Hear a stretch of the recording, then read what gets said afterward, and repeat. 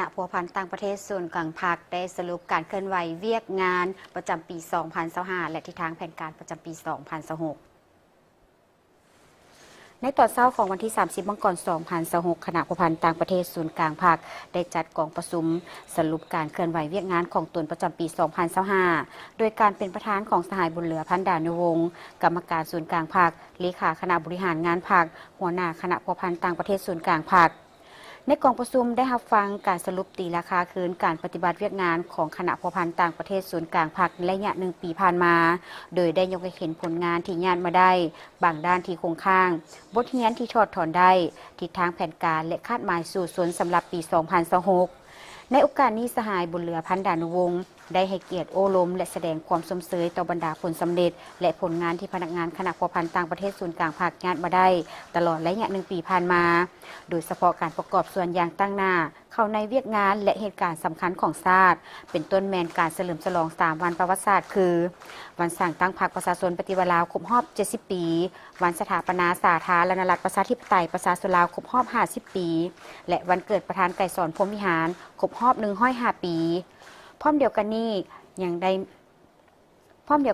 ด้เป็นเจ้าการค้นคว้าเสนอคันถึงพิจารณาตกลงขยายการหัวมือด้านพรรคเพิ่มขึ้นเติมซึ่งมาฮอดปัจจุบันพรรคประชาชนปฏิวัติลาวมีสายพัวพันกับ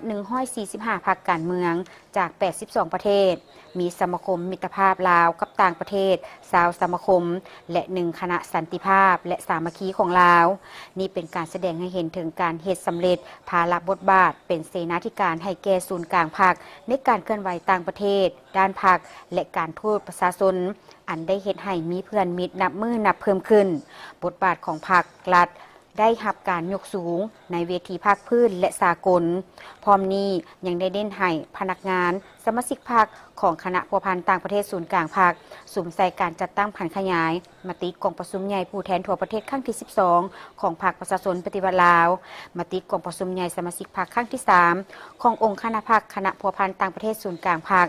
แผนพัฒนาของคณะพัวพันต่างประเทศศูนย์กลางพรรคแต่ปี 2026 หา 2030 และขอแข่งขันหักษาและพัฒนาให้แตกดอกออกผลยิ่งขึ้นพร้อมนี้ก็ได้แสดงความเชื่อมั่นว่าด้วยจิตใจมานะบุกบืนความสามัคคีเป็นเอกภาพภายในจะเฮ็ดให้การปฏิบัติหน้าที่ของคณะพัวพันต่างประเทศศูนย์กลางภาคสืบต่อญาติได้ผลสำเร็จใหม่ใหญ่หลวงกว่าเก่าสืบต่อสร้างสภาพแวดล้อมที่เอื้ออำนวยโดยยึดมั่นแนวทางการต่างประเทศสันติภาพเอกราชมิตรภาพและการร่วมมืออย่างเสมอต้นเสมอปลายและปฏิบัตินโยบายเปิดกว้างการพัวพันร่วมมือแบบหลายทิศหลายฝ่ายและหลายรูปแบบตามทิศนำเพิ่มมิตรลดพรศัตรู